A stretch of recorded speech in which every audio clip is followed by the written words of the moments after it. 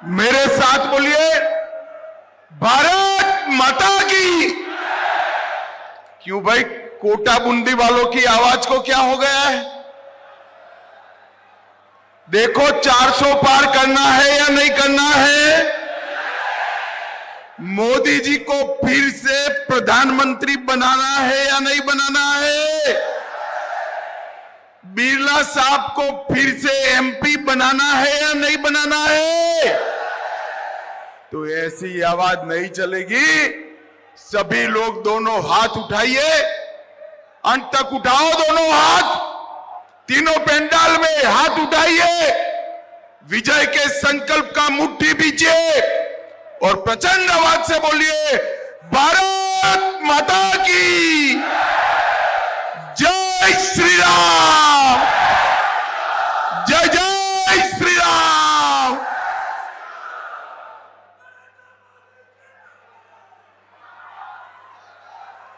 आज के कार्यक्रम में जिनको जिताने के लिए मैं यहां आया हूं, ऐसे भारत की महान संसद के स्पीकर और आपके सांसद श्रीमान ओम बिरला जी, जोर से बिरला जी के लिए ताली बजाइए भाई।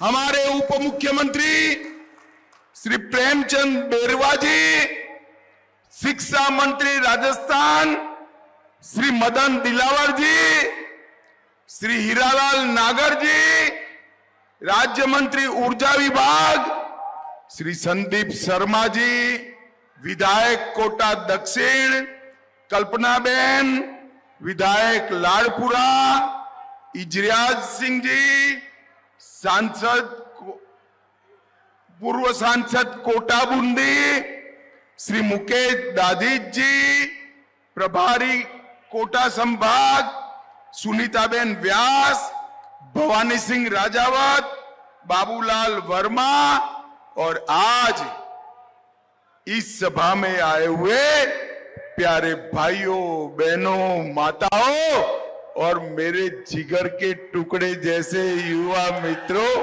आप सभी को नमस्कार। सबसे पहले पपलाज माता, फालूदी मां, गोपरनाथ महादेव, गराड़िया महादेव और भगवान परशुराम को प्रणाम कर कर मेरी बात की शुरुआत करना चाहता हूं। भाई और बहनों, मैं आज उस नगरी में आया हूं जिस नगरी का गौरव पूरे देश के अंदर शिक्षा की नगरी के रूप में जाना जाता है। ढेर सारे विद्यार्थी अपने जीवन की कैरियर बनाने के लिए कोटा के अंदर आते हैं। मुझे बरोबर याद है, जब कोरोना काल था, सभी देश के माता पिता का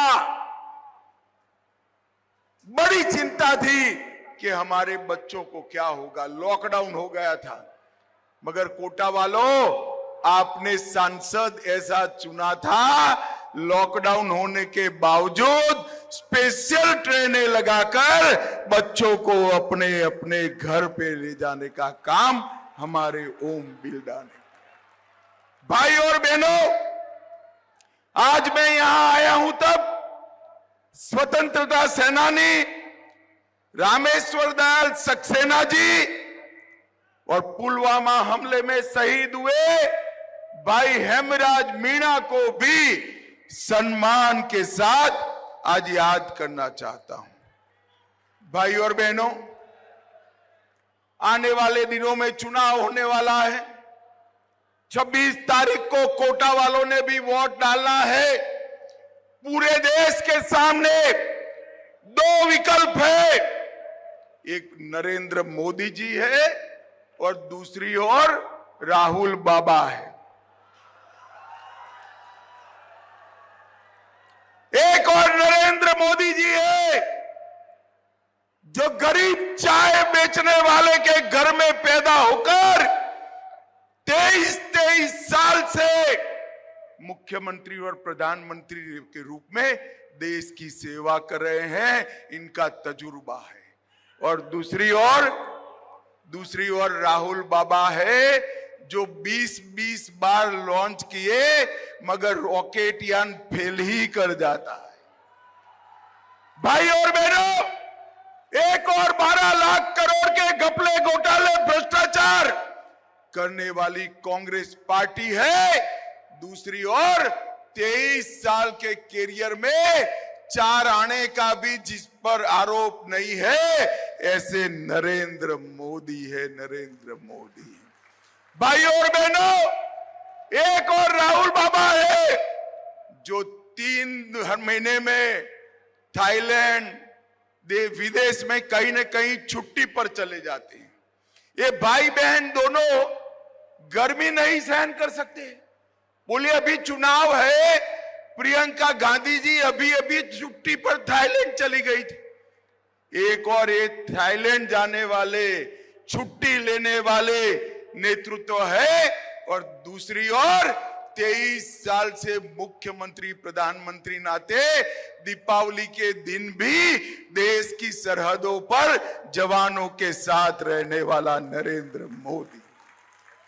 एक और अपने कौवत, राष्ट्रभक्ति, परिश्रम और कुशलता के कारण दुनिया का सर्वोच्च नेतृत्व बनने वाला नरेंद्र मोदी है, और दूसरी ओर परिवारवाद के कारण आए हुए राहुल बाबा है।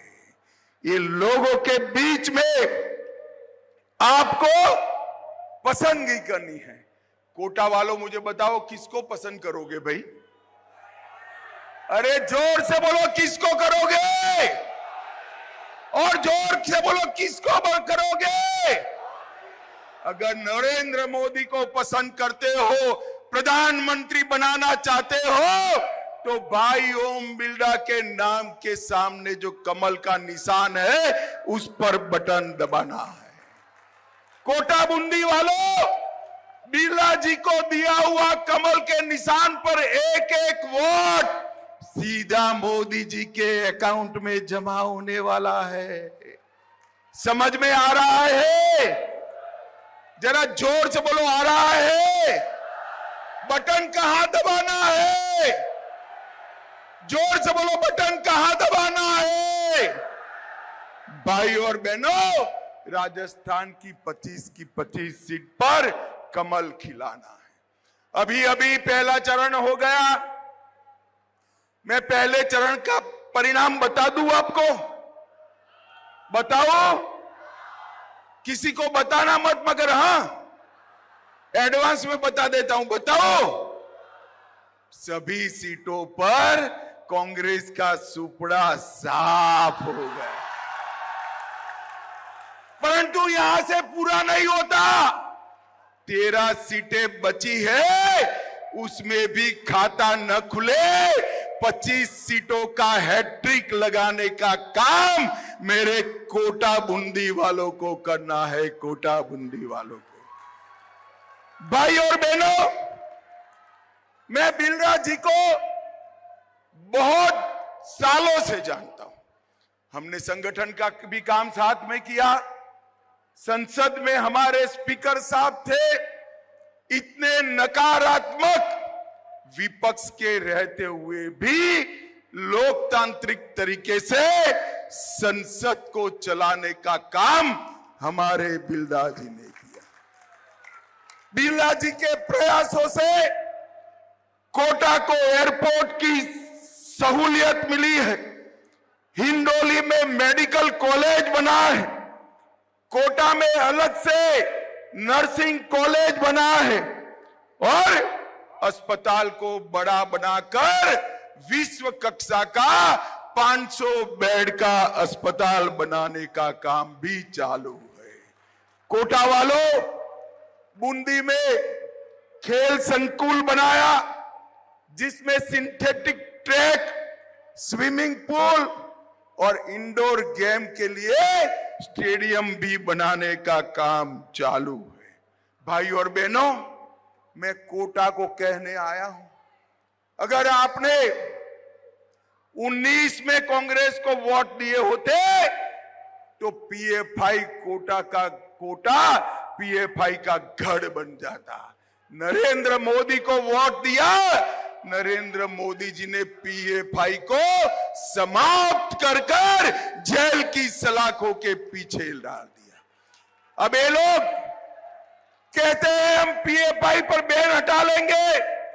कोटा वालों मुझे बताओ, पीएफआई पर बैन होना चाहिए या नहीं होना चाहिए? अरे जोर से बोलो, होना चाहिए या नहीं होना चाहिए? एक कांग्रेस पार्टी विकास विरोधी party, eastern Rajasthan canal project 5 साल तक गहलोत की सरकार रही। ईस्टर्न राजस्थान कैनाल प्रोजेक्ट को आगे नहीं बढ़ने दिया। आपने भजनलाल शर्मा की डबल इंजन सरकार बनाई, 3 ही महीने में हमने एग्रीमेंट कर ईस्टर्न राजस्थान कैनाल प्रोजेक्ट को आगे बढ़ाने का काम किया। भाइयों और बहनों, ये कहते हैं ईआरसीपी का पानी कोटा बूंदी को नहीं मिलेगा। इनका मत साथ सुनना, ये झूठ फैलाने वाले लोग हैं, झूठ फैलाने वाले। मैं आपको कहकर जाता हूं, कोटा बूंदी वालों, ये मोदी का गारंटी है, हर गांव, हर दानी, हर खेत में ईआरसीपी का पानी पहुंचाने की जिम्मेदारी मोदी जी की है। ये मोदी का गारंटी है। भाई और बहनों, लोगों को छोड़िए, हमने तो पशुओं की भी चिंता की।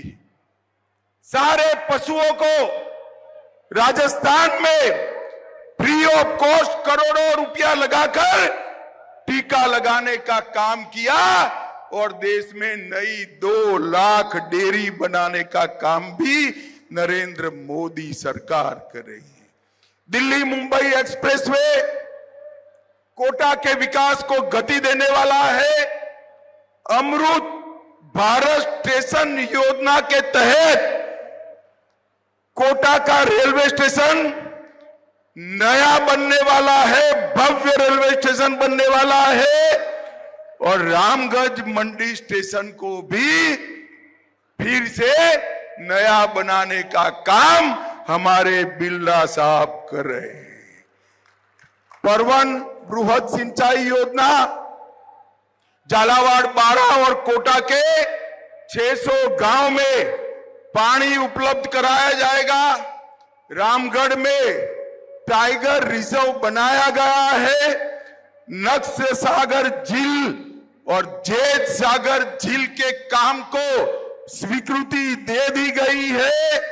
बूंदी दलेलपुर सड़क परियोजना से को भी वन विभाग से मंजूर किया गया है और कोटा की साड़ी और कोटा स्टोन दोनों को दुनिया भर में जियो टैग दिलाने का काम भी भारतीय जनता पार्टी करने जा रही है। भाइयों और बहनों, मैं आज बताने आया हूं, इतना सारा काम हुआ है ना, मगर इसके लिए मोदी जी को, हमारे नेता बिरला जी को वोट मत देना। ये कोटा के विकास के लिए मत देना, उनका काम ही विकास करना है। इसमें क्या नई बात है? आपने 2 बार चुना तो विकास करना इनका फर्ज बनता है, मगर वोट क्यों देना मैं आज बताने आया हूं। बताऊं क्या? कोटा वालों, मन से बड़े आवाज से हाथ उठाकर बताना, ये कश्मीर हमारा है या नहीं है? सभी लोग बोलो, है या नहीं है? एक खड़गे जी कहते हैं राजस्थान वालों का कश्मीर से क्या लेन देन? अरे खड़गे महाराज, आपको भान नहीं है, कश्मीर पर जब जब संकट आया, मेरे राजस्थान की वीरांगनाओं के लाल ने अपना खून बहाया है। भाई और बहनों, मुझे बताओ, धारा 370 हटनी चाहिए या नहीं हटनी चाहिए?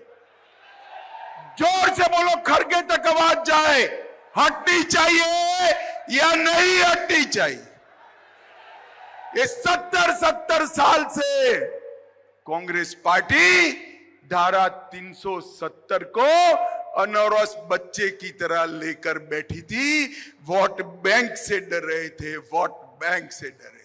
आपने दूसरी बार मोदी जी को प्रधानमंत्री बनाया 5 अगस्त 2019 को। हमारे बिरला जी ही बैठे थे अध्यक्ष के स्थान पर। धारा 370 को मोदी जी ने समाप्त कर दिया और हमेशा के लिए कश्मीर को भारत के साथ। ये राहुल बाबा कहते थे धारा 370 मत हटाइए, खून की नदियां बह जाएगी। अरे राहुल बाबा, नरेंद्र मोदी सरकार है, 5 साल हो गए, खून की नदियां छोड़ो, कंकर चलाने की हिम्मत नहीं है, कंकर चलाने की। मोदी जी ने आतंकवाद को समाप्त कर देश को सुरक्षित किया है।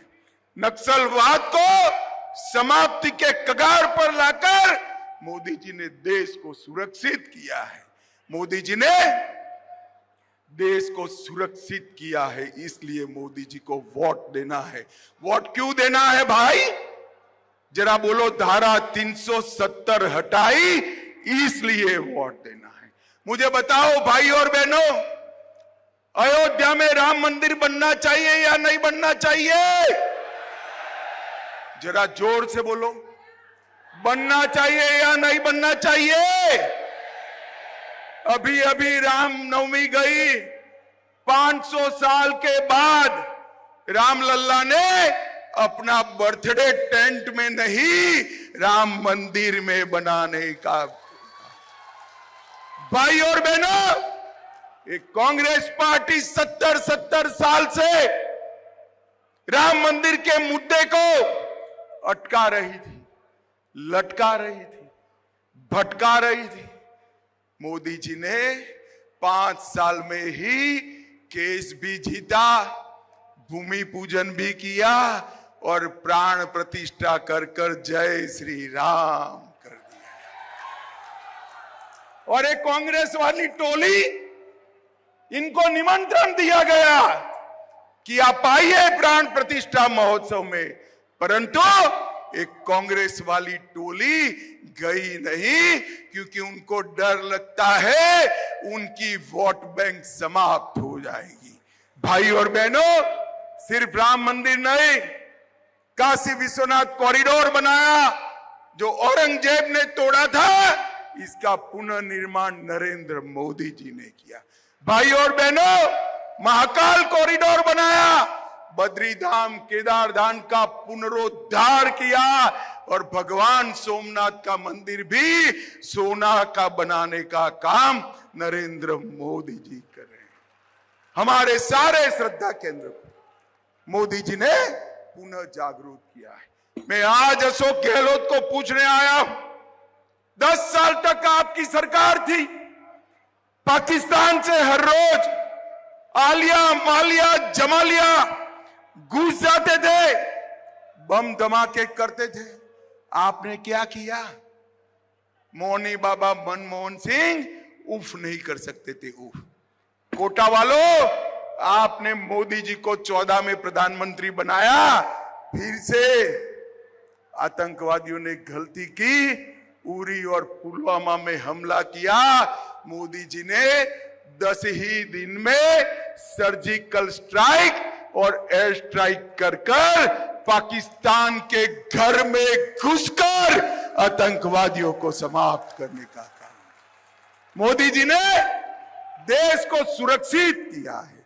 मोदी जी ने देश को शिक्षित किया है और मोदी जी ने देश को सम्मान दिलाने का काम किया है।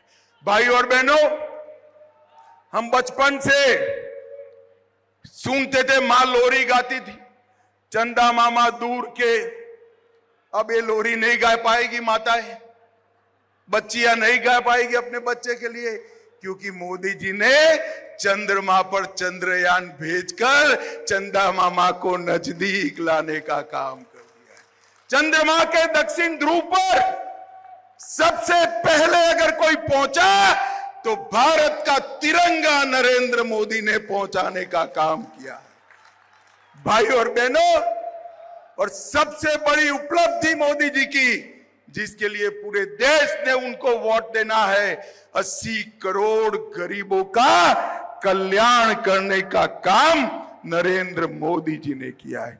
भाई और बहनों, मैं राजस्थान की बात करना चाहता हूं।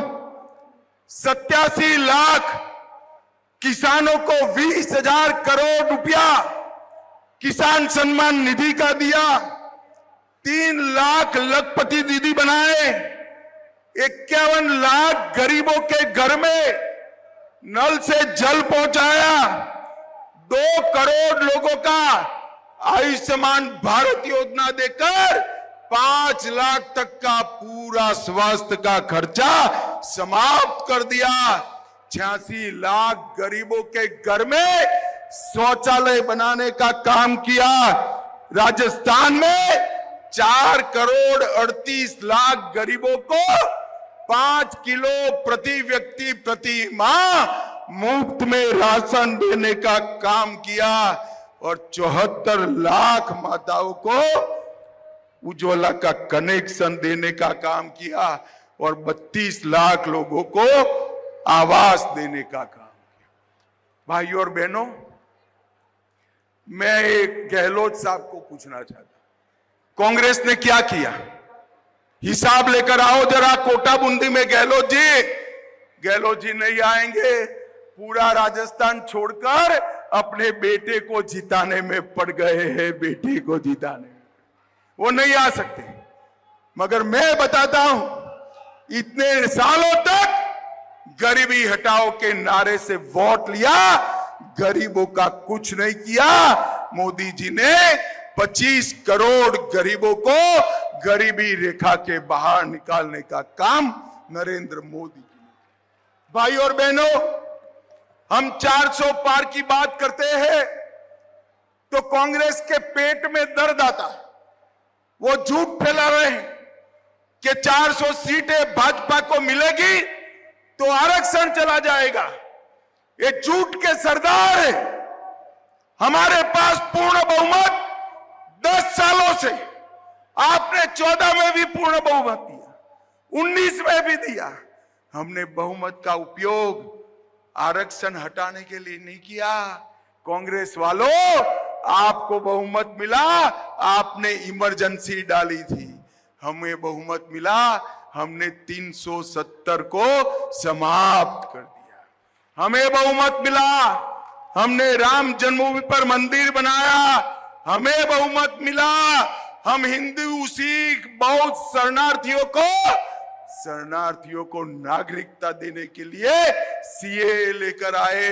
और भाई, कोई माता ताली नहीं बजाएगी, सिर्फ भाइयों ने ताली बजानी है। हमें बहुमत दिया तो माताओं बहनों को 33% आरक्षण देने का काम ये भारतीय जनता पार्टी ने किया। हमने बहुमत का उपयोग गरीबी को हटाने के लिए किया, देश को सुरक्षित बनाने के लिए किया। हमने बहुमत का उपयोग अर्थतंत्र को 11वें नंबर से 5वें नंबर लाने के लिए किया। और राहुल बाबा, झूठ मत फैलाओ, कान खोलकर सुन लो। कांग्रेस पार्टी अगर आरक्षण हटाना चाहती है तो भी जब तक भाजपा का एक एक कार्यकर्ता जिंदा है, हम SC, ST, OBC के आरक्षण को हटाने नहीं देंगे। ये मोदी का गारंटी। ये झूठ फैला रहे भाई और बहनों, इन्होंने इस देश में झूठ फैलाने का काम किया है। और OBC का तो सबसे बड़ा विरोधी अगर कोई दल है तो कांग्रेस पार्टी। काका साहेब कालेलकर कमीशन का रिपोर्ट को गायब कर दिया, मंडल कमीशन की रिपोर्ट को अमल नहीं किया। जब संसद में रिजर्वेशन की बात आई, राहुल बाबा के पिता राजीव गांधी ने 2.5 घंटे तक विरोध में भाषण किया और मोदी जी ने OBC को संवैधानिक मान्यता देने का काम नरेंद्र मोदी जी ने किया। देश के सभी केंद्रीय इंस्टीट्यूट में हमने ओबीसी को 27% रिजर्वेशन देने का काम किया। भाइयों और बहनों, मोदी जी जिन्होंने पूरी दुनिया में देश का सम्मान बढ़ाया, वो भी ओबीसी जाति से आते हैं और देश का इतना बड़ा नेता बना है। ये भारतीय जनता पार्टी का कमिटमेंट है। राहुल बाबा, मैं आज आपको कहने आया हूं, आपको कुछ मालूम नहीं है। विश्वकर्मा की जातियां, छोटी छोटी जातियां, मेरे लुहार भाई, सुथार भाई, दर्जी भाई, कारपेंटर का काम करने वाले, नाव बनाने वाले, मछली पकड़ने की जाली बनाने वाले, इनके लिए अब तक देश में कोई योजना नहीं लाया था। मोदी जी ने 13,000 करोड़ खर्च कर ये सभी को स्वरोजगारी और स्किल डेवलपमेंट का काम करने का काम नरेंद्र मोदी जी ने किया। भाइयों और बहनों, 2 खेमे पड़े। एक खेमा भारत के इतिहास को झुठलाने वाला है और दूसरा खेमा हमारी संस्कृति, हमारी भाषा, हमारे धर्म का सम्मान करने वाला है, देश का गौरव बढ़ाने वाला है, देश को टॉप पर पहुंचाने वाला है। मैं आपको बताने आया हूं, ओम बिरला को जिताओ, मोदी जी को तीसरी बार प्रधानमंत्री बनाओ, 5वें नंबर पर लाए हैं। देश के अर्थतंत्र को संसार में तीसरे नंबर का बनाने का काम नरेंद्र मोदी जी करेंगे। माताओं, भाइयों और बहनों, ये माताएं मटकी लेने जाती है तो मटकी पर टकोरा लगाते हैं, नहीं लगाते हैं आप लोग? जरा जोर से बोलो भाई, लगाते हो या नहीं लगाते हो? तो 200 रुपये की मटकी के लिए टकोरा लगाते हो। देश का खजाना किसको सौंपना है, उसका निर्णय करना है। ध्यान से टकोरा लगाओगे? जरा जोर से बोलो, लगाओगे?